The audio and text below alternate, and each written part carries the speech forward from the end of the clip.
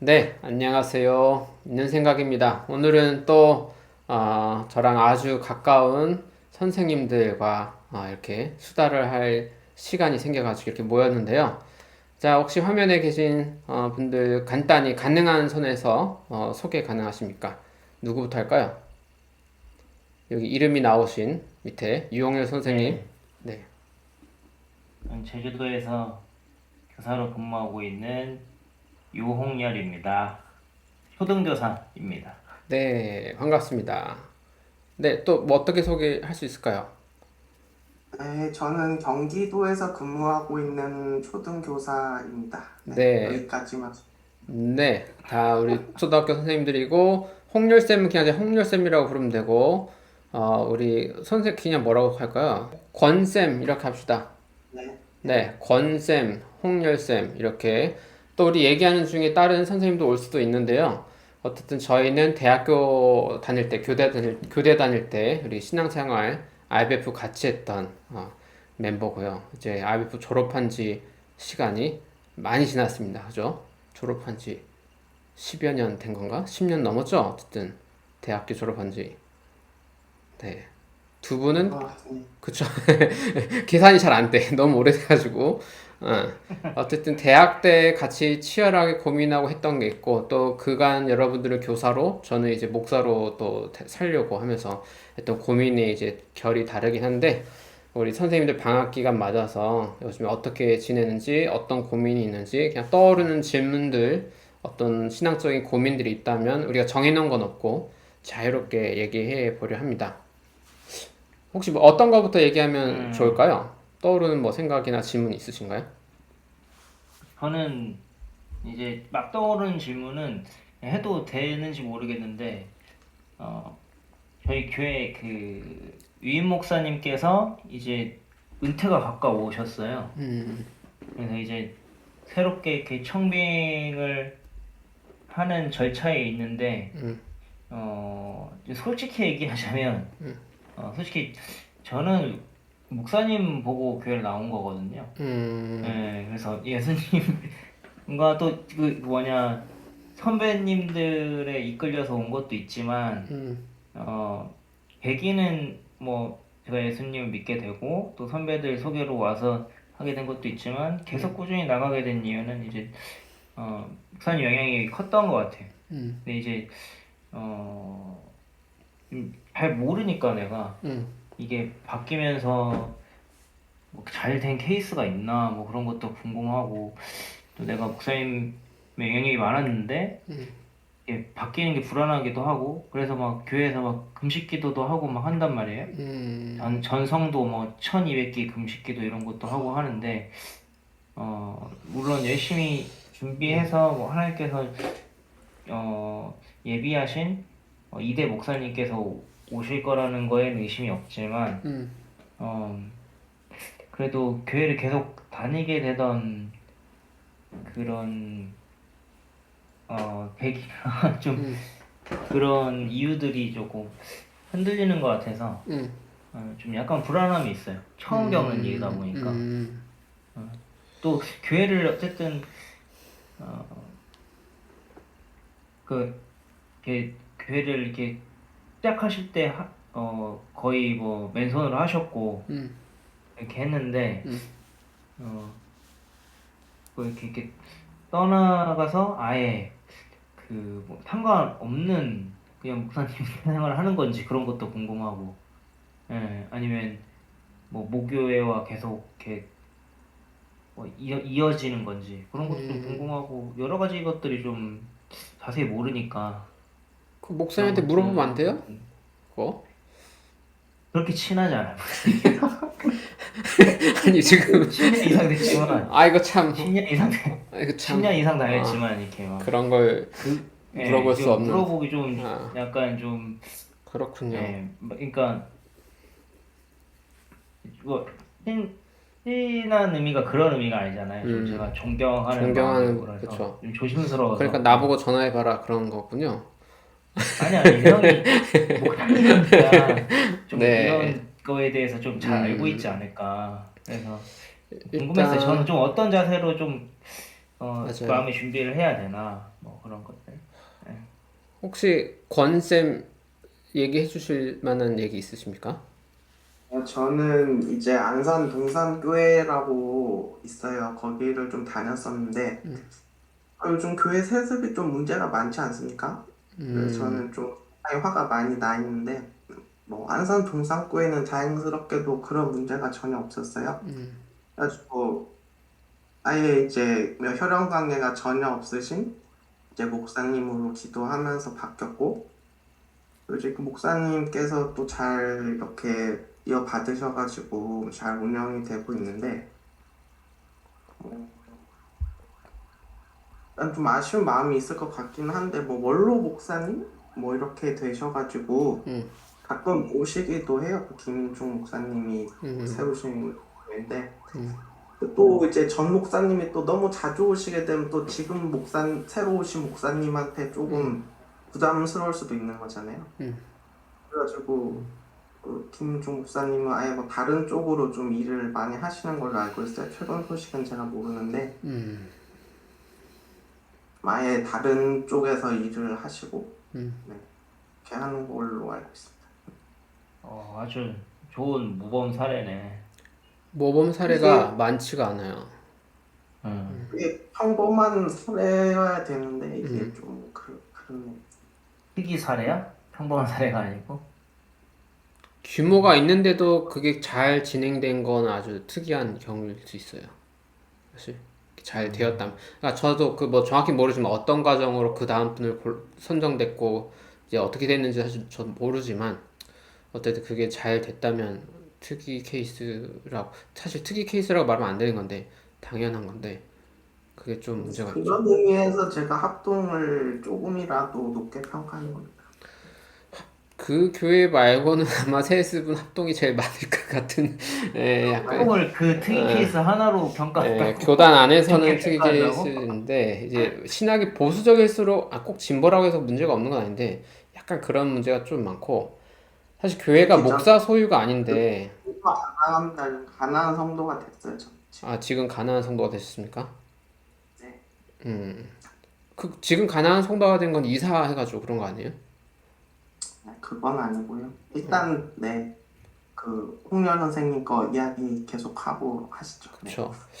그러니까 교회라는 게 어쨌든 우리가 뭐 꼭 공부를 막 어렵게 안 해도 우리 그냥 관계라고 생각하면 이런 우리 서로 간의 관계망이라는 게 사실 교회 그 자체여야 하는데 신학에서 똑같아요. 그게 이론이에요. 근데 이제 현실에서는 어떤 목사가 마치 사업을 하듯이 개인 소유가 되기도 쉽고 특히 부동산이 걸리면 자산이 걸리면 몇십억짜리 건물이 있다거나 막 이렇게 되면 그야말로 개신교 문제처럼 세습을 하려는 것처럼 막 대기업 승계하듯이 그러시고. 이런 문제가 좀 생겨서 사실 이런 문제 때문에도 아마 목사님은 멀리 떠나시려고 하실 거예요. 딱 그 과정을 투명하게 해놓고는 개입을 안 하시려고 하는 게 조금 있을 것 같아서.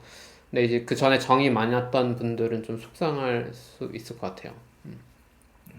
이 고민이 그거죠. 그래서 또 신뢰할 만한 분을 우리가 어떻게 뽑을 수 있고 그 어떤 과정으로 뽑을 수 있고 기준이 뭐고 막 이런 거를 같이 의논해서 정해야 될 것 같아요. 저는 이제 기도파가 아니어가지고 저였으면 막 금식기도 이런 건 안 했을 것 같고 그보다는 도대체 우리가 어떤 기준으로 어떻게 우리가 신뢰할 만한 함께 할 만한 함께 살아갈 만한 사람을 선택할 수 있을까 이거를 같이 의논을 해야 할 텐데 쉽지가 않죠. 저도 이제 목사하면서 밑에 분 사람을 같이 채용도 해보고 면접도 보고 막 했지만 사실 뭐 어떻게 파악을 해야 될지 나도 잘 모르겠어요. 아니, 교사는 임용이라도 보고 뭐 뭔가 있잖아요. 아니 그 목사님 그 지원하시는 목사님들이 엄청 많으시잖아요. 그거 면접을 보실 때 우리 뭐 교사들은 뭐 체크리스트가 다 있잖아. 기준 있고 그런 거 다 있어요? 막 거기서 체크리스트 있으면 1, 2, 3, 4, 5 해가지고 뭐 아니요. 뭐야 뭐 이렇게 다 체크해서 하는 건지 아니면 그런 게 근데 진짜 어려울 없고 것 같은데 그런 게 그런 게 없고 없으면 진짜 솔직히 말하면 제가 서울에서 경험하는 그 목사를 채용하는 거는 대부분 인맥으로 가요, 사실. 그 인맥이 나쁘게 쓰이면 이제 권력을 만드는 그런 거가 되고, 좋게 쓰이면 전에 같이 일해봤던 사람 어땠냐, 동료로 같이 목회했을 때 그 사람 어땠냐, 이걸 확인하는 건 사실은 나쁜 의미는 아닌 것 같아요, 사실. 근데 그렇게, 사실은 이런 식으로 정보를 조합하는데, 이게 나쁘게 쓸 때는 이제 자기 말 잘 들을 사람들을 하나하나 이제 모으게 되죠. 객관적인 기준이란 게 부재하다는 거. 그게 우리 개신교의 치명적인 문제 같아요. 그래서 지금 관건이 그거야. 아무 모르는 사람일 때 이 사람이 괜찮은 목사인지 좋은 목사님인지 그냥 목사든 성도든 어쨌든 외부인이 어떻게 알 수 있겠냐. 약간 그거죠. 여러분들이라면 이렇게 여러분들 막 교회 장로야. 그거를 여러분이 그 선택하는데 매우 중요한 위치에 있어. 근데 이제 그걸 뭐를 기준으로 이렇게 할 거냐 약간. 아무것도 정보가 없는 상태에서 그걸 어떻게 결정해? 용산교회에서는 새로 담임 목사님 되신 분이 그 김인중 목사님 약간 비서 역할을 계속 했어요. 몇 년 동안. 그거를 제가 알기로 미국 유학 갔다 오시고. 그래가지고 이제 몇 년 동안 이제 장로님들이 이제 지켜본 거죠. 근데 지켜보면서 야, 좀 괜찮은 것 같다 이래가지고 뭐 성도들한테도 막 의견을 막 물었던 것 같아요. 정확하게는 기억이 안 나는데. 그래서 그냥 이렇게 지켜보는 시간이 좀 있었던 것 같아요. 사실 그게 규모가 크지 않은 교회면 나는 그게 제일 안전한 방법이라 생각해요. 그 교회에서 같이 지냈던 분이. 근데 교단 법으로는 그걸 합동을 보니까 법이 없나 보다. 통합 측은 그 안에 있는 사람이 담임이 될 수가 없어요. 왜냐하면 이제 권력 투쟁이 되기 때문에. 그러니까 담임 목사에게 엄청나게 잘하고 나쁜 짓 하는 사람 엄청 많거든요. 그래서 근데 법으로 없지만 그럼에도 불구하고 그렇게 해내요. 중간에 이제 법으로는 2년 동안은 없었던 사람이어야 담임을 지원할 수 있거든요. 그걸 시간을 재가지고 그 밑에 미리 작업을 해놓다가 딴 데 가서 2년 뭐 했다가 이제 다시 돌아오는 방법을 다 써요, 사실은. 그러니까 이게 엄청나게 많기 때문에 사실은 그 말씀하신 대로 보통은 하면 안 되게 막는데, 하지만 정말 좋은 분이 될 수도 있죠. 정말 오랫동안 보면서 인격적으로 훌륭하고, 아, 정말 이 사람은 이렇게 했으면 좋겠다 해서 했으면 정말 잘 된 거고, 만약에 정치를 했던 사람이라면 문제가 있는 건데, 그게 정치인지 진심인지는 정말 파악이 어려워요. 제가 볼 때는 그 바로 같이 일하는 아주 소수가 아니면은 내가 볼 때 모두를 속일 수 있어요. 그게 큰 문제예요. 저도 목사로 이렇게 옆에서 보면서 많은 사람의 존경을 받고 있지만 내가 볼 때는 악마야. 이제 이런 케이스 진짜 많거든요. 그러니까 이게 어렵죠, 사실. 대형화되면 될수록 이런 일이 발생할 확률이 높아진다. 그거 막 뭐 사모님한테 다 조사해야 되는 거 아니에요? 뭐를? 그 성경에도 뭐 감독 뽑는 법 뭐 이런 거 바울이 말하지 않았나?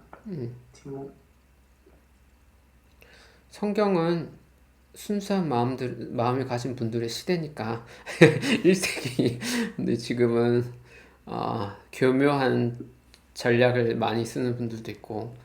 이게 좀 이렇게 가면 어려워, 사실. 목사도 성도를 못 믿고 성도도 목사를 못 믿으면 사실 어렵죠. 맞아. 진짜 어려울 것 같아요. 네. 진짜 어려울 것 같아요. 신뢰가 없어, 신뢰가.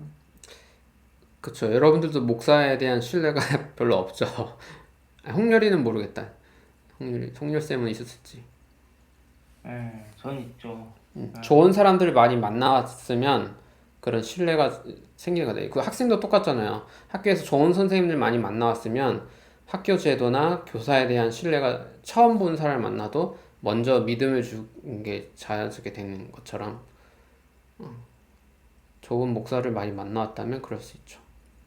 근데 너무 사무적으로 막 한 1년, 2년 만나고 헤어지고 혹은 정말 좀 나쁜 짓을 조금 이렇게 뒤에서 하는 분들을 한 번, 두 번 경험을 해보려면 이제 상처가 조금 큰데, 이런 상처를 알게 되는 사람은 주로 교회에서 엄청 열심히 일한 사람들이라는 게 문제야, 내가 볼 땐.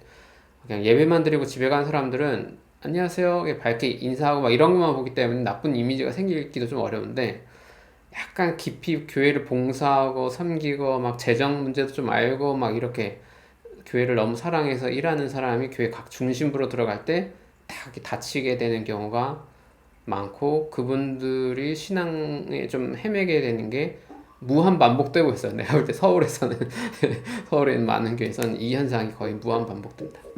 권쌤 물어봐도 됩니까? 그러면? 잘 되겠죠. 뭘요? 아니 어떻게 하다가 가난한 성도가 되셨는지 물어봐도 돼요? 아, 저요? 저는 요즘에 뭐랄까 아무래도 좀 원래 교회가 좀 멀어가지고 이제 좀 안 가, 코로나 사실 때문에 안 가게 된 것도 좀 있고 뭔가 사실 그 목사님들에 대한 신뢰 이런 게 저는 좀 많이 없어졌어요.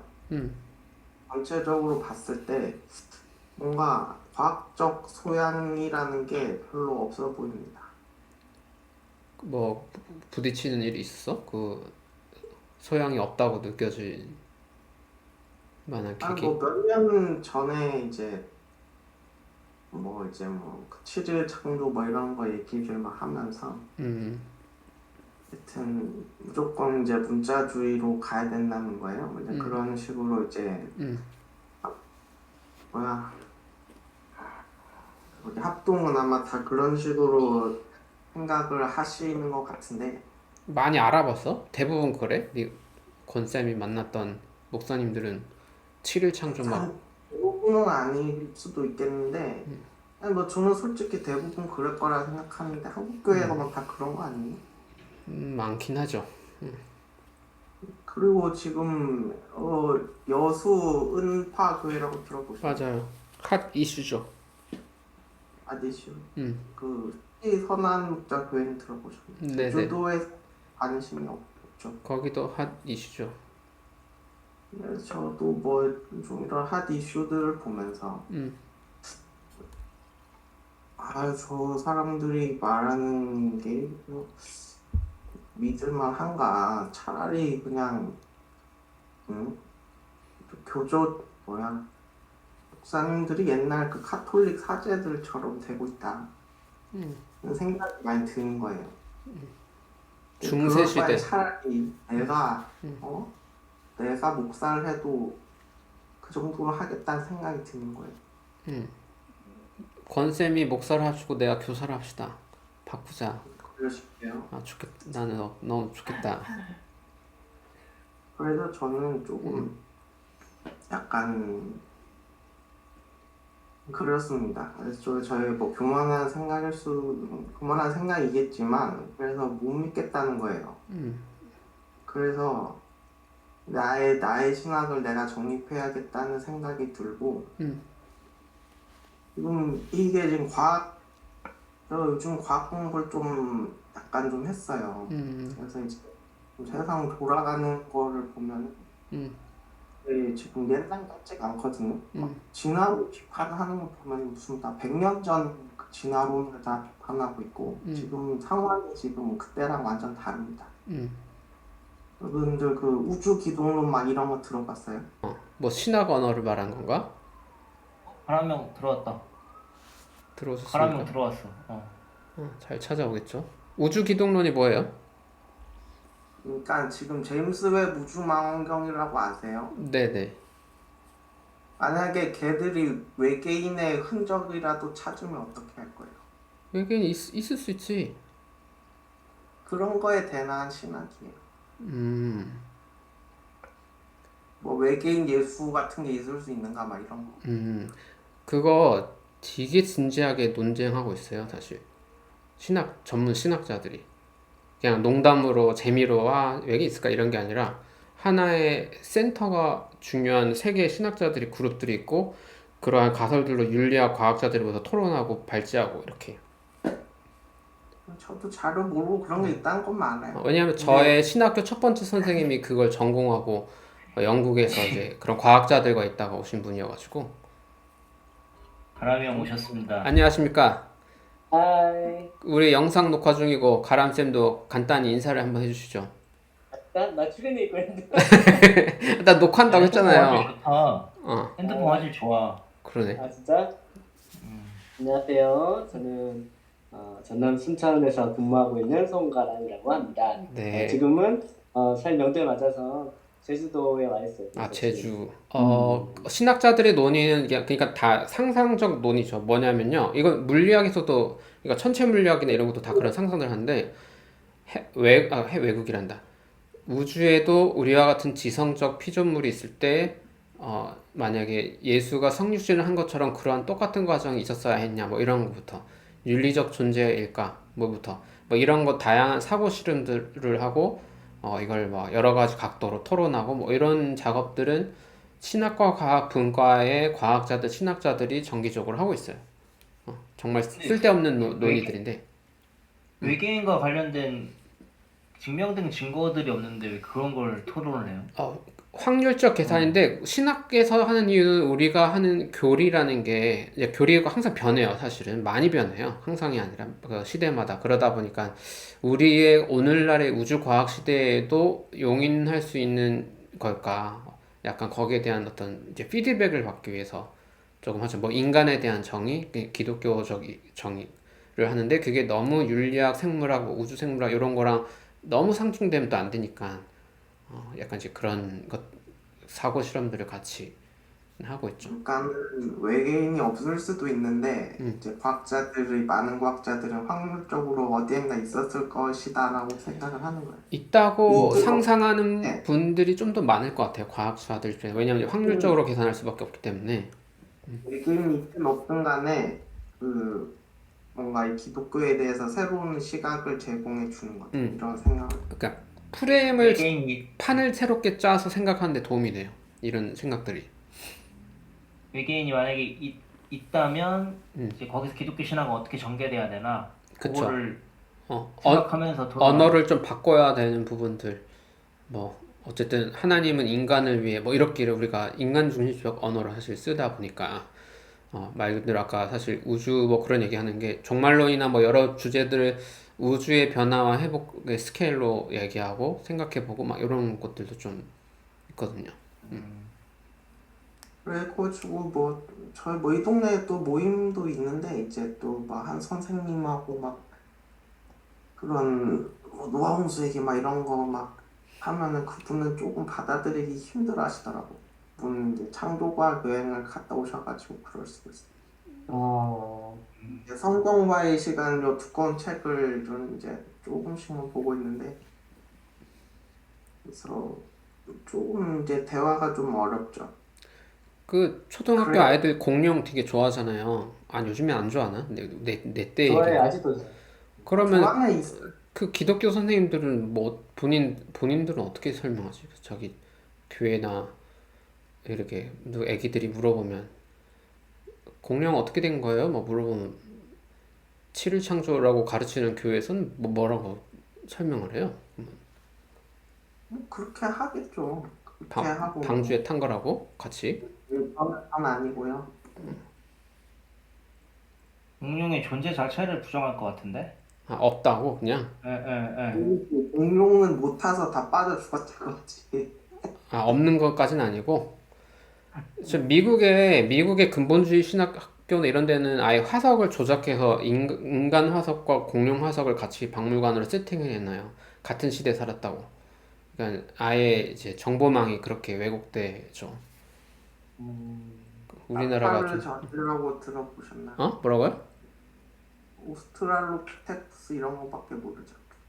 그거 음. 말고 엄청 많아요 지금. 아프리카에서 지금 시대별로 쭉 발견했어. 그거 같은 인류학 그거 다 나와지. 그거 이상희 교수님이라고 제가 이제 과학자들 모임 처음 과신대라고 거기 이제 할 때 전 직접은 조인 못했지만 그 미국 쪽에 그 인류 진화 그거 가르치는 교수예요. 우리나라에는 아예 과가 없어요. 그분이 되게 독실한 크리스천이셔가지고 이제 그런 거 한국에서 와서 과학자들 모임 같이 하고 어쨌든 어쨌든 우리의 생물학적인 이건 신앙과 별개로 생물학적인 진화에 대한 이제 생물학적 이해를 갖는 교양의 차원이고 그거랑 우리가 예수님을 사랑하는 거랑은 층이 다른 문제여서. 근데 우리가 생물학적인 이해를 우리가 잘하면 잘할수록 도움은 되거든요. DNA 구조나 인간 유전, 그 생물 안에서 우리가 어떤 차이가 있는지 아니면 어떤 유사점이 있는지를 이해하는 거는 생물학적으로 우리 자신을 이해하는 길이기 때문에 이게 또 어떻게 보면 신앙의 길이기도 한 거라 사실은. 하여튼 근데 제 생각에는 지금까지 신학을 좀 뜯어 고쳐야 될 것 같고, 하여튼 그렇습니다. 저 리처드 도킨스랑 일단 토론을 해서 지금 뭐 이길 수 있는 사람이 이제 한국 교회는 없는 것 같아요. 그래서 저는 알리스터 맥글레스라고 그 영국 분인데 그분 책을 보고 있습니다. 그분은 역사 전공하신 분인데 학부를 생물학 뭐 좀 해가지고 사실은 그쪽 신학과 과학 분야에서는 권위가 있진 않아요. 근데 이제 그분의 진짜 권위는 기독교 고전, 뭐 역사학 이런 쪽에는 그냥 성도들이 보는 책이 아니라 전문 신학의 책인데 진짜 레벨이 높은 책들을 많이 써요, 사실. 근데 이제 신학과 과학 분과는 또 사실 전문가들이 또 따로 사실 다 있어가지고 그 맥그라스는 그냥 잡다하게 막 다 쓰는 걸 좋아하셔서 이제 대중적으로는 조금 이제 영향력은 있죠. 약간 보수적이기도 하고 좋은 분입니다. 저는 모르겠어요. 지금까지 믿었던 거를 다 버려야 된다 생각하니까 그 시작을 하는 것 같아요. 지금 한국 교회 성도들이 그런 것 같고, 그러니까 이게 좀 이단에서 빠져나오지 못하는 거랑 똑같은 메커니즘이라고 저는 생각을 해요. 그러니까 아마도 어렸을 때부터 다니고 그런 걸 들어서 더 그럴 수 있을 것 같아요. 저랑 가람쌤은 대학생 때 다녀서 그런 걸 좀 배웠어도 몇 년 조금 하다가 긴가민가 하다가도 나중에 그거 아니 뻥이었구나 그냥 이렇게 쉽게 털어낼 수가 있거든요.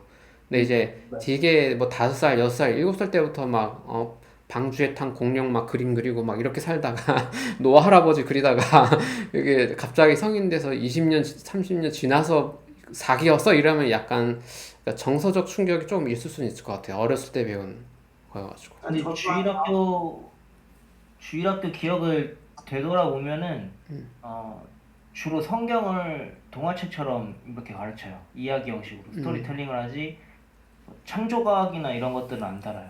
그건 좋은 교회를 다닌 거지. 내가 만난 애들은 전혀 그렇지 않았어, 사실. 응. 그렇게 좋은 교회는 아닌데 저기 나중에 좋은 교회 내가 어릴 때 다녔던 교회는 그렇게 좋은 교회는 아니야. 뭐 왜 이렇게?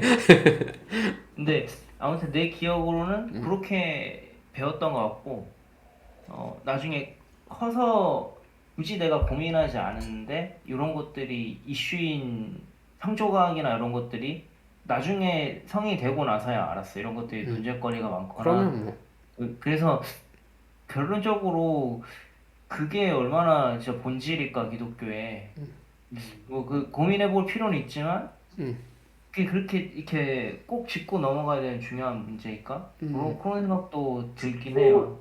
넘어가야 될 문제라고 저는 생각해요. 나는 이제 9살 때부터 좀 사기를 당한 거야, 나는. 되게 어렸을 때 세게 교육받은 경우도 많아, 홍열쌤.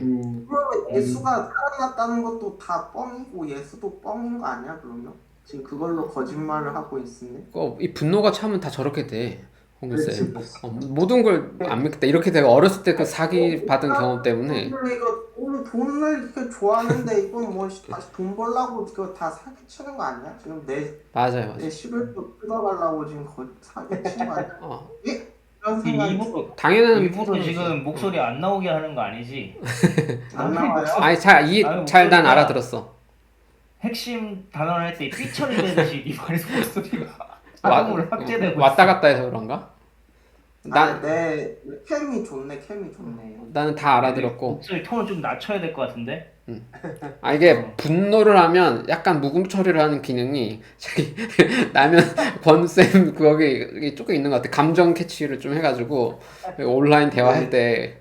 소프트 거라서 좋아요. 근데 저는 권쌤의 분노가 정당하고 저게 진짜 더 많아야 되고 교회에 던져졌어야 했는데 너무 묻혔다고 생각은 좀 해요. 그래서 저는 좀 솔직히 조금 혼란스럽습니다. 네. 사람이 보고 다니지 않는다고 하지만 저렇게 못 믿을 사람들이 하는 얘기면 그거를 어떻게 믿을 수 있냐고. 이거 뭐 그냥 도킨스가 말하는 것처럼 그냥 모든 게 뭐 우연이 됐을 수도 있는 거 아닌가? 왜 실제로 진화는 우연으로 가능하단 말이죠. 근데 기독교 그럼 교리를 그럼 어떻게 해야 되는가? 그럼 그렇게 우연히 될 수 있게 설정을 한 게 하나님이다. 이렇게 가야 된다고 저는 생각을 해요. 말 그대로 뭐 빅뱅을 일으킨 게 하나님이다. 뭐 이런 식으로 가야겠죠? 그렇게 생각을 하는데. 그래서 사실 뭐 요 앞에 교회도 가볼까 이제 생각했는데 사실 코로나도 좀 있고 나도 나도 하남이 좀 있어 봤잖아. 근처 교회를 좀 많이 다녀봤는데 한 번 이상 가기가 좀 솔직히 많이 힘들어. 하남 그 나도 이유는? 좀 뭐라고 해야 되지? 조금 오래전 교회 모습 느낌? 오래전. 예. 뭐가? 원래 오래된 교회 아니에요? 교회가 오래된 건 맞는데 너무 뭐 보수적이거나 그런 메시지가? 그거 한 번만 가니까 모르겠지만 그 사랑하는 교회하고 좀 달랐던 것 같아. 그냥 내가 익숙해서 그런가? 내 교회에 익숙해서 그런가? 아무튼 약간 대형 교회에 좀 뭔가 약간 그런 좀 약간은 뭔가 시스템화돼 있고 약간 그런 분위기 그런 게 좀 그런 거 아니에요? 모르겠어. 한 번 이상은 좀 가기 어렵더라고요. 그래서 계속 한 달 동안 하남에 있었는데 이렇게 주변 교회를 계속 다녀봤고 참고로 나도 신학교 들어가기 전에 1년을 일찍 서울을 왔는데 입시 준비하려고 그때 이제 그래도 좀 교회를 다녀볼까 해가지고 한 몇 달은 교회를 돌아다녔거든. 근데 못 정착을 못했어. 그 분위기 적응이 안 되더라. 그때는 이제 신학이 문제는 아니었고 그냥 뭔가 좀 마음이 잘 안 가서 그냥 교회 투어만 하고 혼자 그냥 공부하다가 신학교를 가서 또 1년 또 이제 그 친구 전도사님들과 또 어차피 공부를 위해서 돌아다니고 신학교 2학년 때부터는 그냥 교회 이제 전도사로 생활하기 시작하고 약간 그래서 이게 보통 일은 아닌 것 같아요. 교회를 찾는다는 거가 조금 어렵긴 하더라고요. 저도 못했으니까. 건쌤. 권쌤이 주변 교회를 다녀서 정착할 확률은 굉장히 희박하지 않을까. 좀 어렵긴 해. 그래서 저희 그냥 옛날이 좋았던 것 같아요. 그때는 진짜 뭔가 진짜 교회였던 것 같아. 그게 진짜 교회였던 것 같아. 근데 어쨌든 지금은 좀 상황이 바뀌었고 결혼해서 아기들도 있는 분도 있고 뭐 아닌 분도 있고 하지만 경제 상황이나 나이나 사회적 지위나 이게 다 바뀐 상태라 똑같이 할 수는 없고 그때 기억 중에서 좋았던 것들을 이제 어떻게 할 수 있을까를 이제 고민을 좀 해야 할 단계 같긴 해요. 가람쌤 얘기 한번 해볼까요? 가람쌤의 신앙적인 뭐 고민이나 아니 나눔이나 좋은 얘기도 좋고. 저는 좀 다른 게 사실 선택의 여지가 별로 없었어요. 왜냐면 이렇게 순천에 발령 났는데 처음 간 곳이 그 시골이었어요. 시골 관사에서 살았기 때문에 그 시골 안에 교회가 하나밖에 없어. 그 동네에 있는 이웃 마을에 있는 이웃 교회라고. 그래서 사실 선택의 여지 없이 그냥 있는 교회 그냥 다니면서 이렇게 딱 앉아 있으면 사실 다 이제 하얀 머리밖에 안 보이는 곳에서 이제 찬양 인도도 하고 이렇게 지내다가 내 아내를 만나서 아내가 다니는 교회를 그냥 이렇게 오게 된 케이스가 사실 뭔가 선택한다라는 그런 개념보다는 그냥 있는 교회를 그냥 다녀왔고 그래도 이제 다니면서 어떻게 하면 우리가 그 사랑하는 교회에서 안에서 이렇게 누렸던 그런 공동체를 만들어 나갈까를 좀 고민을 많이 했던 것 같아요. 근데 좀 약간 좀 한계라면 아무래도 이제 뭐 직장으로 바쁜 사람들도 많이 있고 또 이제 아무래도 우리 나이 또래가 좀 아이 낳고 막 그런 시기잖아. 아이 키우는 시기. 그러다 보니까 자연스럽게 서로가 자신의 삶을 살다 보면 뭔가 공동체에 조금 더 좀 소홀해지고 좀 이런 것 때문에 저는 물론 공동체에서 뭐 리더도 하고 그렇게 하고 있지만 같이 안 따라와 주는 거에 대한 조금 아쉬움. 근데 그렇다고 그냥 이해도 돼요, 사실. 지금 사실 그냥 직장 생활하면서 또 아이 키우면서 이렇게 있어 주기만 해도 사실 너무 감사한 건데 예전처럼 우리가 대학생 때 헌신하고 자신의 삶을 나누고 재정 나누고 이렇게 함께 하는 거는 쉽진 않겠다라는 현실적인 그냥 한계를 그냥 많이 좀 느끼는 것 같아요. 일단은 그렇게 지내고 있고 그런 것 같습니다. 공동체에 대한 고민이 제일 큰 거네요. 가람 쌤은. 그죠. 이렇게 함께 뭔가 이제 공동체 안에서 어떻게 하면 좀 더 깊은 관계, 사랑의 관계. 아무래도 교회를 오는 분들은 관계를 맺어서 온다기보다는 이렇게 새신자로 들어오면 그냥 우리 셀로 편입돼가지고 나는 그냥 섬김이 노릇을 하고 이렇게 그냥 이런 관계이기 때문에 더 뭔가 깊이 다가가지 못하고 또 그분들도 이렇게 뭐 더 깊은 관계를 또 요구하지도 않고 좀 약간 그런 거에 조금 아쉽더라고요, 저는. 제가 질문을 하나 드릴게요. 다른 분도 혹시 생각나는 질문 먼저 하셔도 되고, 제가 하는 질문은, 제가 지금 유튜브를 이제 코로나 때문에 어쩔 수 없이 지금 했잖아요. 해가지고 교회를 어쨌든 지금 보통 한 달에 한 분 정도 와요. 근데 이제 그 전에랑 무슨 차이가 있냐면, 이 내용, 유튜브에 올라가는 뭐 농담이든 뭐 공부든 뭐든 간에 이 내용이 괜찮아서 오는 분들이 좀 많아요. 몸은 좀 멀리 있어도. 그러니까 해외에 있는 분도 있고 막 이런데, 그러다 보니까 조금 지속되는 관계가 우리가 나이가 좀 있어도 만들어진다는 느낌이 조금 들거든요. 옛날에는 사실 대학생 때는 사상이 비슷해서가 아니라 일단은 동아리로 묶어놓고 같은 학교를 다니고 같은 과에 묶여가지고 일단 북치고 장구치고 우리 막 놀다가 친해지는데, 이제 제가 지금 하는 단계 느낌은 뭔가 예를 들어 기독교라고 하면 뭔가 기독교는 수많은 기독교들 중에서 요런 기독교가 내가 생각할 때 지금 잠정적으로 좀 방향이 맞는 것 같아 라고 선택했을 때, 요 방향에 가는 큰 바운더리에 자기가 이제 친구가 될 수 있는 범위가 있는 거예요. 아까 권쌤처럼 창조과학에 빠진 사람은 솔직히 나도 친구가 되기 좀 어렵긴 해요, 솔직히.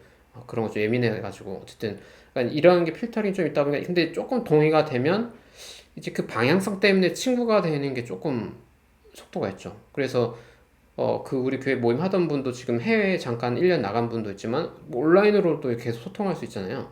예전이면 이제 몸이 떠나면 친구가 이제 끝나는 거였는데, 왜 그렇게 뭔가 소통하려고 하냐면 뭔가 방향성에 공감이 되는 게 좀 있다 보니까, 교회가 이런 방향으로 가야 될 것 같아. 그게 이제 지속 가능한 모임이 유지될 수 있는 방편이 아닐까 저는 그렇게 생각하는데, 그런 내용에 대한 동의가 없이도 공동체가 만들어질 수 있는지, 그렇게 있다고 생각하는지 약간 그런 궁금증이 들어요. 저도 대형교회 이렇게 할 때는 뭐 기독교 내용 동의 이런 거 아니라 그냥 가입하면 자기 인원수 보고 저 속으로 저기 분배하고 막, 나도 이제 그런 것만 해왔었으니까. 근데 이게 그때 몇 달은 재밌는데 해가 넘어가서 해 바뀌면 이제 끝나고 약간 요런 게 많아가지고, 그걸 이제 몇 년 하다 보니까 조금 이게 약간 한계가 좀 있지 않나 그렇게 느꼈거든요. 어떠십니까? 내용적 동의가 어느 정도 필요할까요? 새로운 공동체성을 만들어 나갈 때.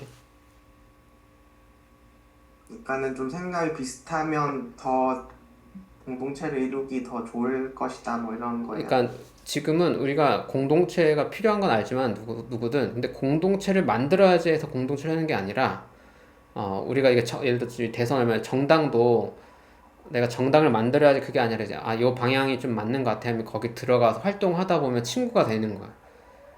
뭔가 방향이 맞음. 교회도 나는 그렇게 이제 개신교 해가지고 친구가 될 수 있는 게 아니라, 개신교 안에서 수많은 좀 무한한 컬러가 방향이 있는데, 내가 여기 쪽인 것 같으면 걸어가다 보면 당신도 그렇게 생각하세요?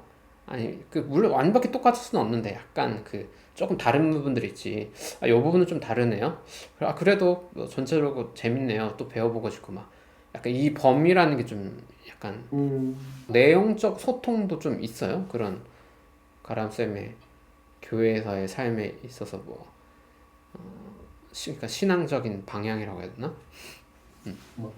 근데 우리가 뭐 예를 들어서 모였을 때 신학을 토대로 뭐 토론을 한다거나 그런 건 아니잖아요.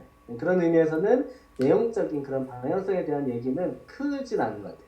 그냥 이제 그 삶에 대해서 나누고 또 그 삶에서 나에게 하나님이 어떻게 말씀하시는지 또 이렇게 그런 의미들 나누고 그런 경우가 일단 나한테는 맞는 것 같고 이렇게 뭐 신학적인 방향성이라든지 그런 내용을 나누지는 많지 않은 것 같아요. 그러니까 그게 없으면 다른 방법은 물리적으로 함께 있는 시간이 오래 있으면 가능하거든요. 그 우리 음, 대학교 때 월요일부터 그냥 일요일까지 같이 붙어 있었던 것처럼 음, 뭔가를 물리적으로 함께 하는 그런 상황이면 사실 그런 신학이고 뭐가 간에 어쨌든 함께 지내니까 가족화가 되는데 음, 우리 이제 그러지 않잖아요. 지금의 사회에서는 잘해야 주중에 한 번 두세 시간 만나는 거고 또 수요일에 한 번 더 만날 수도 있고 그런데 어떤 신앙의 방향, 성경의 해석, 아니면 삶에 적용하는 스타일, 여기에서 뭔가 서로 에너지가 밖에 스파크가 나지 않으면 음.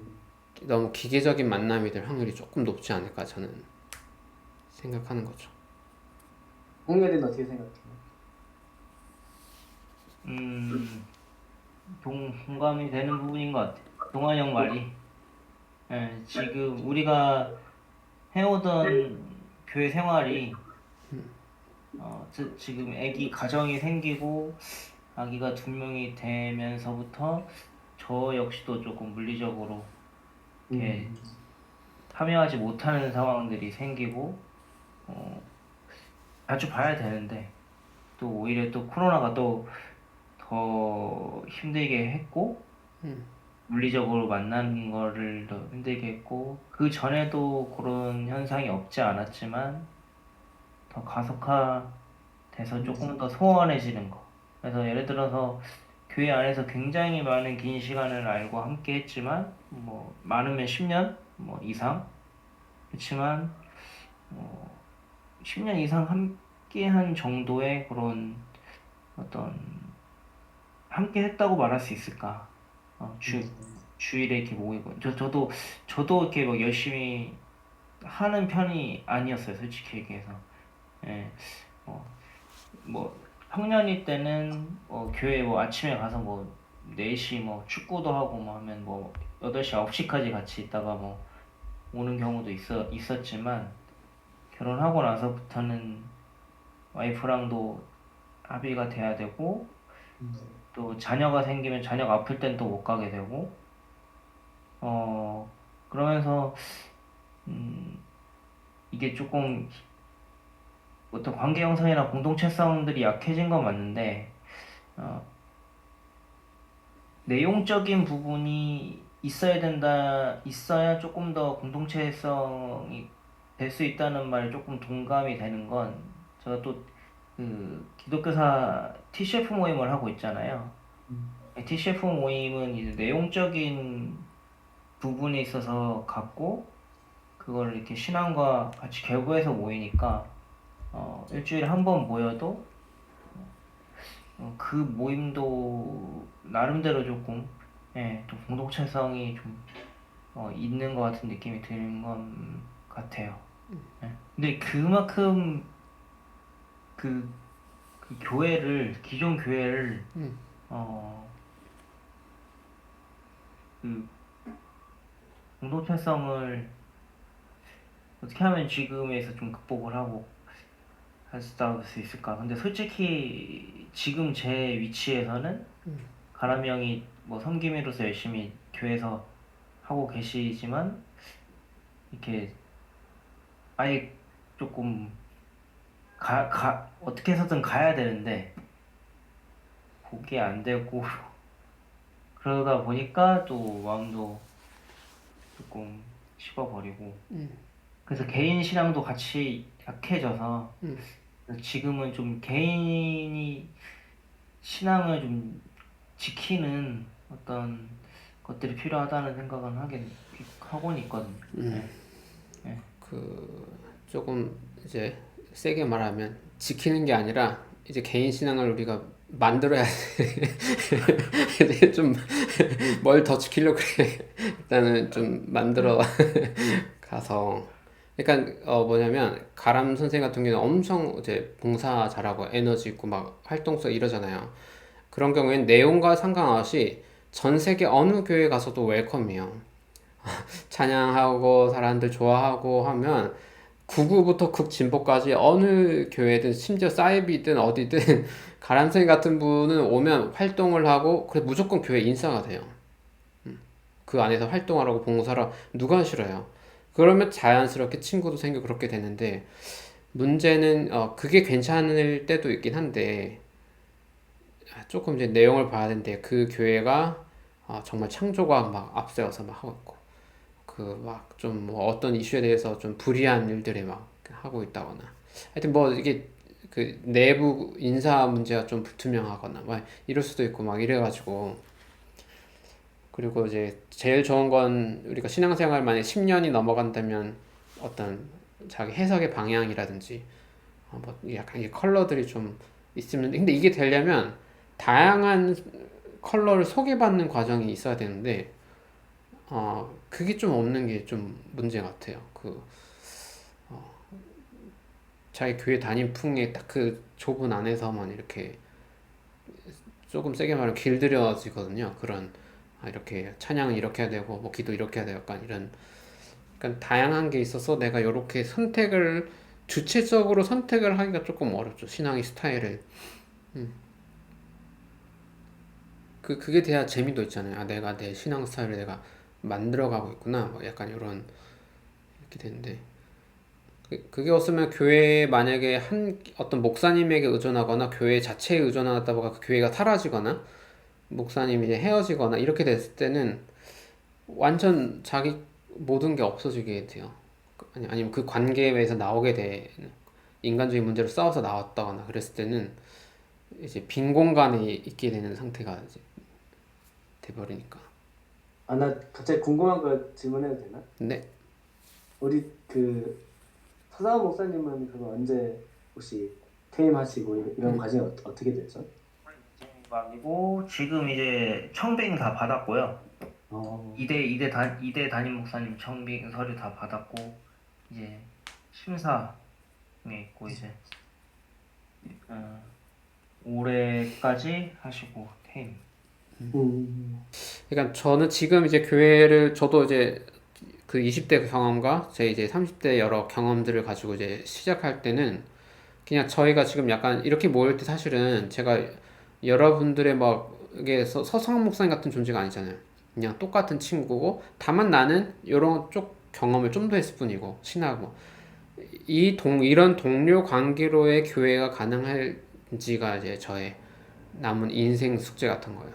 기존에 이제 설교 들어 이렇게 이런 게 아니라 나는 그냥 이쪽 공부를 하는데 시간 투자를 좀 더 직업적으로 많이 한 것뿐이고 여러분들은 여러분의 각자의 전문성으로 이제 실질적인 신앙 활동을 하는 거고 이 세계에서 이때 동료로서 협업하는 교회로 만들 수 있는가? 그러면서 서로 존중할 수 있을까? 내가 막 신학을 많이 알고 있다고 해서 막 야 그 창조가 그것도 몰라 이런 게 아니라 그냥 같이 협력하는 동등 관계로의 교회 저는 못 봐봤거든요 사실은 진보 보수를 떠나서 그러니까 이거를 실험하고 이걸 해보려고 노력을 하고 있어요. 처음으로 하면 되잖아요. 음.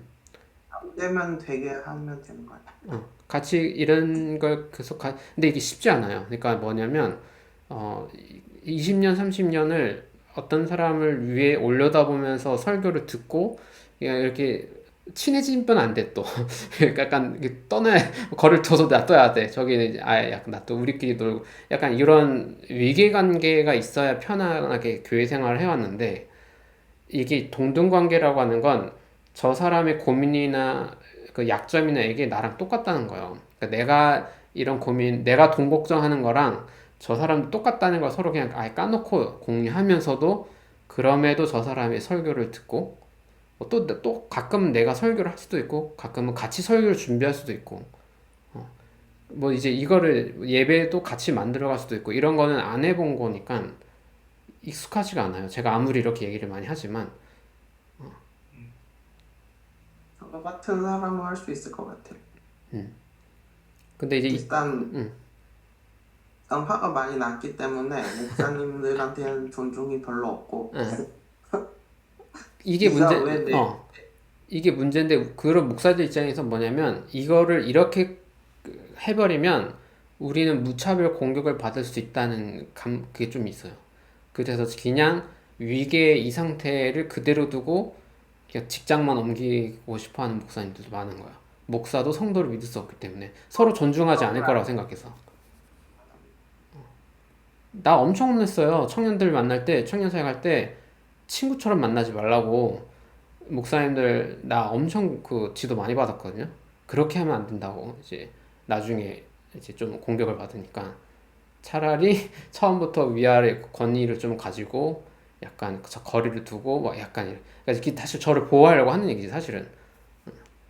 그러니까 어느 정도 그런 게 필요하긴 하죠. 애들이랑도 그런 게 있어요.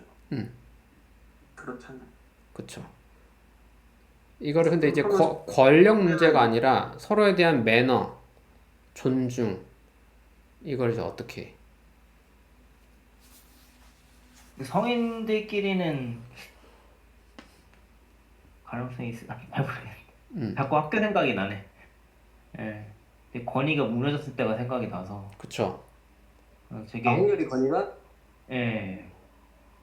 되게 좀 교실 붕괴성을 겪은 경험이 있어서 되게 많이 힘들었거든요. 그래서 사실 병가를 쓰고 하남에 올라갔던 계기가 사건인데, 예. 음, 그래서 방금 무차별 공격을 받을 수 있다는 부분에서 좀 공감이 됐던 것 같아요.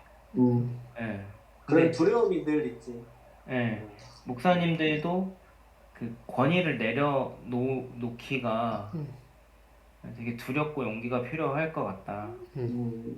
저 같은 경우에는 근데 그때 경험에도 불구하고 저는 좀 권위 내려놓는 게 익숙한 사람이더라고요. 네, 그래서 그 평가들을 보면 되게 좀 친구 같은 선생님이라고 어떤 선생님은 이 말 들으면 굉장히 막 열받아 하고 자존심 상해하고 그런 선생님도 있는데 저는 권위를 세우면은 말썽이 일어나는 것 같아요. 억지로 그런 옷을 입으면. 네. 네, 애들한테도 솔직하게 미안하다고 하고 솔직하게 말해서 피해보는 것도 많지만 또 해서는 안 된 말을 뱉어내고 후회할 때도 많지만 어, 조금 내 마음에 애들한테 뭐 피곤하다 뭐 힘들면 힘들다 뭐 그냥 얘기를 조금 최대한 좀 솔직하게 하는 편이고 어, 그렇게 해 나가는 것 같아요. 근데 음, 문제가 생겼을 때는 오히려 권위를 세우려고 극강적으로 노력을 했을 때 오히려 권위가 다 무너지는 예, 그런 현상이 일어났던 것 같고. 찍어 누리려고 하니까 그게 안 되는 거고 음, 말 그대로 뭐 서성한 목사님처럼 이제 음, 그렇게 뭐 좋게 해주시면 우리도 권위를 인정을 하는 거지. 우리도 그치. 우리가 근데 인정을 한. 그런 그 아우라와 권위가 있으려면 그만큼 내가 성숙한 사람이어야 되는데 그렇지 않다는 게 문제인 것 같아. 내가 그만큼 성숙한 사람이 돼야 되는 게 맞지만 현재 위치에서 그렇게 안 되는데 그거를 억지로 세우려고 하니까 힘들었던 것 같고. 음. 그래서 목사님마다 그 그런 스타일이 어울릴 수 있을 것 같아요. 이게 뭐 어떤 게 있냐면 여러분들이 또 목사님들을 여러 만났을 거 아니에요. 근데 교회로 같이 있을 때 말고 끝나서도 연락하고 소통할 수 있는 친구 관계로 남을 수 있느냐의 문제인데, 그렇게 됐다면 제 생각에 그거는 이제 권위로 만나는 게 아니라 인간 대 인간 친구로 만나는 거고, 그게 아닌 건 다 권위로 만나는 거예요. 그 교회에 왔기 때문에. 어. 근데 이제 보통 제가 볼 때는 평생을 교회 생활하지만 그런 친구 관계로서 솔직히 물어볼 수 있는 약간, 근데 이건 이런 관계는 잘 없어요, 보통. 그러니까 교회가 사실 종교적 분위기를 누리고 뭐 이것도 중요한 거긴 한데, 사실 신앙생활하는 친구 관계를 만드는 게 사실 중요한 건데, 이렇게 되다 보니까 목사 자신에게 친구가 없고 2번 성도들도 지속적으로 자기 삶에서 파트너로서 뭔가 이렇게 스파링할 수 있는 신앙적인 고민을 그런 전문가와의 인간적 관계가 없는 거야. 좀 이상한 거죠. 근데 이게 좀 위험해질 수도 있을 것 같아요. 아니, 그러니까 솔직이라는 게 네. 뭐 자기의 뭐 1부터 100까지 모든 걸 오픈해 이런 건 아니야. 우리가 홍렬 쌤이랑 저랑 친구 관계를 하는데 내가 모든 걸 다 알려줄게 이런 게 아니라, 나눌 수 있는 선에서 이런 걸 물어봤을 때 좀 이렇게 얘기할 수 있고, 굳이 가식을 하지 않고, 뭐 아까 금식기도, 저는 솔직히 금식기도 안 하거든요 지금. 그러니까 나는 안 해. 근데 그걸 하지 말라는 게 아니라, 하지만 근데 다른 방식으로 난 이렇게 하고 있지. 그러면 금식기도 자체를 우상화하진 않을 수 있잖아요. 적어도 그 금식기를 했을 때만 반드시 효과가 이렇게 나지 않을 수 있음에도 불구하고 내가 의미를 두고 한다면 되게 좋은 거라고 생각해요. 그러니까 그런 솔직한 얘기들을 이제 해야 우리가 한 스텝 한 스텝 나갈 수가 있는데, 이게 서로 조심하고 거리 두고 자꾸 이제 이러다 보면 이제 좀 어렵죠. 어떤 관계들이. 목사도 재미가 없어요. 그렇게 하면. 목회하다가 목회 그만두면 아무 관계가 없어져요. 그 전에 얼마나 많은 성도들과의 뭔가 해왔을지라도 딱 교회 사역 그만두는 순간 모든 게 다 사라지거든요. 친구 관계가 아니면 그렇게 되니까. 저는 친구처럼 하려고 했는데도 꽤 많이 안 남았고, 또 그 친구처럼 하려고 할 때 그걸 싫어하는 사람들도 굉장히 많았어요. 그냥 기존의 권위 있는 목사처럼 자기 얘기는 좀 하지 말고 그냥 이제 설교만 이렇게 멀리서 던져주길 바라는, 그걸 다른 스타일로 하려고 하면 너무 힘들어 하더라고요. 그래서 그 교사가 이제 1학년 돼서 2학년 담임선생님 바뀌듯이 그때그때 이게 역할만 바뀌면 되게 다른 사람, 다른 목사가 오면 되고, 약간 사실 이게 95%의 성도들은 다 이런 상태였어요. 제가 만난 사람들은. 그래서 그게 아닌 5%의 사람을 이제 찾는 거지, 나는. 그 다른 방식으로 할 수 있는. 너무 직업생활이니까 이거는 진짜 돈 받으려고 설교하는 거고, 돈 받고 가서 교회에 이렇게 봉사하고, 약간 봉사가 아니구나, 돈 받고 일하는, 또 약간 그래가지고 참. 한 부분이 맞네. 우리도 1년 지나면. 근데 이제 교사는 약간, 물론 참 스승은 다를 수 있겠지만 직업적으로 누가 봐도 솔직히 월급을 받고 아이들에게, 관계도 관계지만 어떤 학교 커리큘럼의 내용을 전달하는 전문적 기능을 하는 그런 공적 공간으로서 약간 의미가 있잖아요. 그러니까 관계가 좀 끊어진다, 많은 경우 끊어져도 그게 당연한 거고, 혹시 가끔 이제 오랜 인연이 되는 스승 제자가 있으면 정말 멋진 거고 그런 건데, 교회는 우리가 신학교도 아니고 목적이 사실 그건 아니거든요. 교회는 동료를 만들려고 하는 거고, 친구가 목적이고, 약간 이게 교회잖아요, 원래. 학교보다도 친구 관계 안 만들어지면 약간 뭔가 이상한. 그러니까 코로나랑 상관없이 근본적으로 이 고민을 좀 안 그러면 이제 30대, 40대, 50대 되는데 무한반복이에요. 똑같아. 뭔가 교회에서 엄청나게 뭔가 열심히 늘 하고 있는데 신앙적인 내용도 뭔가 채워지는 건 아니고, 관계도 항상 그대로 이러면 분위기는 나는데 그럴 수 있죠. 난 이야기를 들으면서 교회의 목적이 뭘까가 좀 고민이 되네요, 갑자기. 네, 우리가 목적이 뭘까? 목적이 뭘까요? 그러니까 떠오르시는 거 있으십니까? 그러니까 목사 입장에서 막 A, B, C, D 막 있을 수 있는데 그냥 직업 생활하는 여러분들 입장에서는 어떤 것 같아요? 혼자 믿으려고 하니까 힘드니까. 음, 음, 그치, 좋은 영향? 음, 근데 오프라인으로 가도 신앙적인 이런 대화를 못할 확률도 좀 많아요. 같이 뭔가 활동은 많이 하지만. 수준 얘기는 전혀 할 수가 없는 구조인 것 같은데. 심지어 저는 목사지만 제 주변 목사 친구들과 신앙 이야기를 이렇게 진지하게 하는 친구 관계는 별로 없어요. 공부를 안 하고 그냥 만나면 우리 이제 삶 나누면 많이 해요.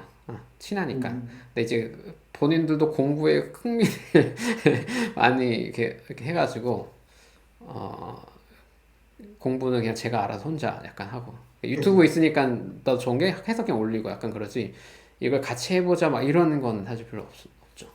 근데 누구나 그런 모임은 필요한 것 같고 그래서 그냥 가끔 뭐 오늘 했으면 뭐 2달 후라든 석 달 후든 뭐 한 달에 한 번도 놓고 그냥 여러분 편할 때 그러니까 어쨌든 각자의 교회 없이 난 사는 것도 이제는 생각할 시대라고 생각해요. 혼자 기독교도 살아가는 걸 준비해야 되는 때이기도 하고 그냥 근데 이제 이런 고민 우리가 온라인으로 그때 잡담할 수 있으니까. 그리고 제 생각을 굳이 막 맞다고 막 다 수용할 필요도 없고. 혹시 유튜브 영상 뭐 보고 질문하는 거 그런 거 없었으면 시험 들었다거나 혹시 본 사람 있다면. 나는 뭐지, 요즘에 아무래도 딱 한 해 초가 되면 성경 통독을 다 이렇게 결심하고 하잖아요. 그래서 늘 이제 동환이가 올린 그 창세기 그 부분을 딱 보면서 몰랐던 걸 많이 깨닫게 되더라고요. 창세기 옛날에 아담에 올렸던 거. 대한 내용이라든지 그 당시 내용들 보면서 뭐지? 나는 이게 말씀에 나와 있는 게 이렇게 뭐 그대로 돼야 뭔가 맞다고 생각했는데 또 동안 이야기 들으면서 이게 그 시대 상황이라든지 이렇게 많이 살펴보고 봐야겠구나를 많이 깨닫는 것 같아요. 그래서 그런 게 참 좋았고 그 얘기를 꼭 해주고 싶었어요. 시험 들진 않았고. 이렇게 시험들 뭐 시험들 걸려 있나? 분명 거기 목사님은 그렇게 안 가르치실 텐데. 오히려 목사님은 그런 부분을 좀 얘기를 안 하시는 것 같아요. 이렇게 그 성경이 뭐 100% 맞다 이런 식으로 가르치기보다는 오히려 이 부분을 안 가르치시고 그것도 좋은 전략이죠. 아, 가르치질 않는다 나는. 성도들이 그거를 그런 식으로 말하면 아마 못 받아들일 거야. 그래서 그런 것 같아요. 부모님들은 다 알아도 그렇게 말하면은 그걸 이상하게 본다니까요. 이게 너무 오래 쌓여 있고 하여튼 저는 곰곰이 생각해 보면은 그런 무작정 성경 읽기라는 거는 그냥 주술적인 것 같아요. 말씀 뽑기도 그런 풍습은 내가 어렸을 때는 없었거든요. 이거는 다 주술이라 생각합니다, 저는. 성경을 진짜 뭐 제대로 공부를 좀 하든가 그냥 드립다 읽으면 다 되는 줄 알고 그런 식으로 해석을 하면은 이게 기독교가 유지가 될 수가 없다니까요. 남에게 화가 많이 났구만. 네. 화가 많이. 나도 동환이 형 영상 들으면서 그 창세기 부분 해석한 거 그때 당시에 있던 바벨론의 거기 그 신화를 대적하기 위해서 이렇게 창세기를 만들었고 그 후대에게 하나님을 전하기 위해서 그렇게 해서 대적하기 위해서 어떤 싸움이나 갈등이 없이 이렇게 말씀으로 이렇게 만들었다 그 부분 이런 부분에서 이걸 그냥 역사적 사실로만 전달하는 게 아니고 이렇게 대적하기 위한 배경을 설명하고 만들어진 그 동기들을 쓰니까 그래서 이게 그냥 역사적 사실이 아니고 이런 구조로 써진 거구나 이런 생각하면서 그때 이제 또 새롭게 바라볼 수 있는 관점 그런 거 생각했고 그 다음에 유대교 문화도 전체적인 큰 틀에서는 헬레니즘 문화 안에 있었다. 음. 그리스 문화 안에 있었다. 큰 그 틀에서는. 최근 영상인데? 네? 최근에 올린 것 같은데 그거. 네. 오. 그런 것들을 보면서 유대교 문화이지만 헬레니즘 문화 안에서 음. 유대교 문화를 지켜가야 했던 배경이 있구나. 음. 그런 것들도 그때 처음 얘기했던 것 같아요. 그냥 그전에는 전체적으로 그리스 문화가 아니고 유대 문화 따로, 뭐 바벨론 문화 따로 이렇게 생각했는데 알렉산더 대왕 이후부터는 그 근방에 다 그리스 문화를 토대로 이루어진 거다. 요런 것도 좀 새로운 관점으로 가져가게 됐던 것 같았어요. 네.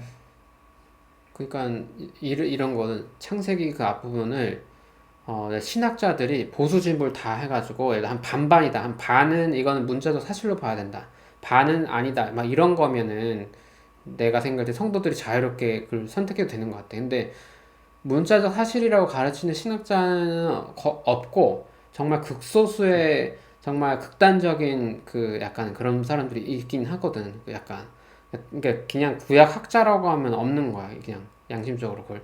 근데 교회에서는 다 그냥 문자적으로만 이렇게 하니까 이 지금 신학과 교회의 갭이 너무 커가지고 이게 문제가 좀 크지.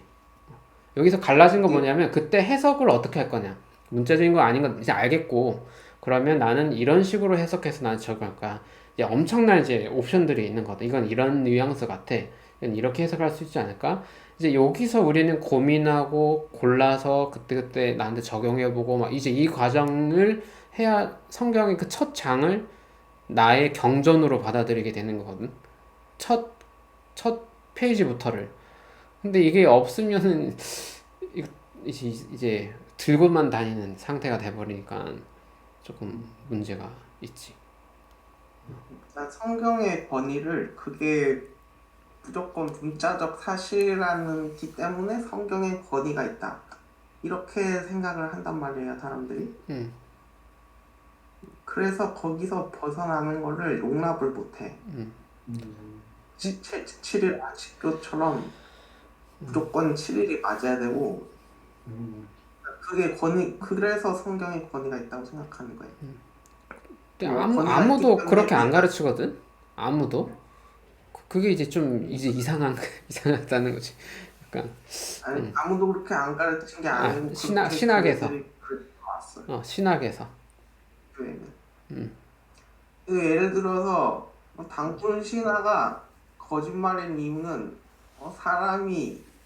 곰이 사람이 안 되기 때문인 거야.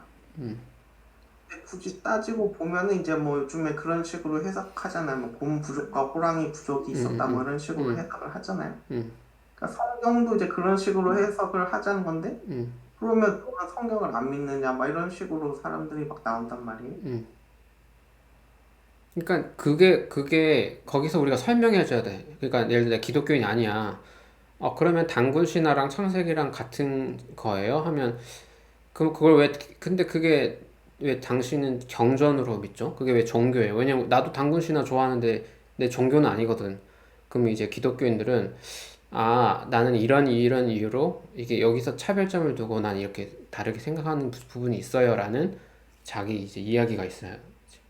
그냥 단군 신화, 창세기 이렇게 해버려 끝나면 신앙은 없어도 성경을 좋아하는 사람도 있잖아요. 그러니까 그거랑 차이가 없겠죠. 7일 이게 창조랑. 근동 신화보다 조금 더 낫기 때문에 이게 진짜다 막 이런 식으로 하는 거를 그 정도 권위로는 별로 받아들이고 싶어 하지 않는 것 같아요. 아니 또 그냥 그 그냥 성경 그 자기만의 정도야? 뭐 그 정도 뭐 난 일단 평가를 떠나서 본인이 내가 어떻게 가치 평가를 하는지 이 내용에 대해서 약간 그런 게 좀 있어야 되는데 그냥 신화랑의 차이점은 신화는 이제 그리스 로마 신화 막 신들의 이야기 막 그러잖아요. 근데 이제 성경은 신에 대한 정보량은 엄청 없어요. 사실 이름부터 외모 뭐 어떻게 태어나 이런 건 없고 신의 이야기가 되긴 하지만 포인트는 인간에 관한 이야기, 인간을 추상적으로 설명하는 뭐 아담이라든지 하와 그래서 약간 방향성이 좀 이제 다르죠. 포커스가. 신화는 이제 신들의 스토리, 물론 신들의 스토리로 다시 이걸 추적하긴 하지만 성경은 이제 조금 뭔가 느낌이 다르죠. 그래서 일단 기본 설정 자체를 바꿔야 된다는 거죠. 일단 어쨌든 우주를 창조한 신이 있는데 뭔가 그 신이 옛날에 그런 식으로 뭔가 계시를 줬을 거다. 그러니까 그 신이 어디에 있었고 왜 생기고 이런 거가 정보가 없어. 우리가 아는 게 없어. 근데 이제 성경에 나온 건 하지만 그 신이 인간을 향한 시선, 그 시선이 좀 남다른 거예요. 다른 신화들의 이야기랑. 그러니까 우리는 그걸 신앙이라고 하는 거거든. 우리는 잘 모르지만 우리가 파악할 수 없지만 신이 있다는 걸 믿고 있고, 물론 우리 예수님을 이제 신약에서 믿었으니까 좀 더 구체화됐지만 그 한 신의 인간을 향한 시선은 신화들의 이야기랑은 조금 다르다. 그게 이제 나한테 감정적으로도 와닿고 내 행동에도 변화가 오고 나한테 적용이 되고 이럴 때 우리는 이걸 경전으로 믿는 사람이 되는 거지. 이 순서를 막 7일 창조를 외우고 막 이거는 신앙과는 전혀 다른 그냥 암기 이야기라서 그 스타트가 안 돼. 이게 그 요 책을 가지고 어쨌든 그 책이라는 게 내 삶을 좀 설명해주고 에 대해서 설명해주고 그런 걸 원하는 것 같아요. 근데 이제 과학으로 그거를 전부 설명을 해버리려고 하는 게 좀 있고 이제 근데 그 이상의 뭔가 있다고 이제 믿기 때문에 네, 그 부분 또 이제 과학자들도 필요하지. 저도 우정학 교수 뭐 지금은 안 만나지만 같이 모임하고 하면서 과학자들 같이 하잖아요. 그러니까 과학은 과학이고 뭐 세포든 우주든 이런 객관적 데이터를 수치하고 이런 작업을 하지만 그 의미는 되게 필요하거든요. 그 어쨌든 나란 존재, 뭐 인생, 뭐 우리 영혼 뭐 그거는 이제 과학의 안의 범주는 아니고, 근데 이제 과학적인 이야기랑 같이 할 수는 있죠. 진화에 어떤 의미 부여를 하느냐, 뭐 이런 거는 뭐 철학적으로 할 수 있으니까 이제 나의 성경 해석과 같이 이제 어떻게 연결할지는 고민해야 하는데 과학자들도 종교는 필요하니까. 그러니까 그게 아무런 의미 따윈 없다 이게 도킨스의 주장이에요. 그냥 유전자만 남기면 된다 뭐 이런 식으로. 그렇게 해석할 수도 있죠. 근데 모든 과학자들이 뭐 그렇게 생각하는 건 아니고 이제 뛰어난 과학자 중에 한 명은 또 그렇게 해석하는 사람도 있고. 그렇게 하면은 조금 너무 무의미해지는 것 같아 이게. 그러니까 무조건 의미가 있어야 돼. 인간 자기만의 의미를 다 가지고 있다고 생각해요, 저는. 그치? 그게 없으면 어떻게 살지? 어쨌든 이제 거기에 어떤 정보와 어떤 경험들이 내 의미를 이제 조금씩 이제 바뀌고 나가 할 때 신앙의 내용 없는 똑같은 종교적 행동을 반복하는 걸로는 좀 어렵다는 거지, 이제는. 제가 보기에는. 자, 그러면 오늘은 여기까지 하는 걸로 하고 선생님들 잘 지내시고 다음에 또 기회 잡아서 또 수다하겠습니다. 좋은 밤 되십시오. 그리울 거예요. 아, 행복하세요. 잘 살아요.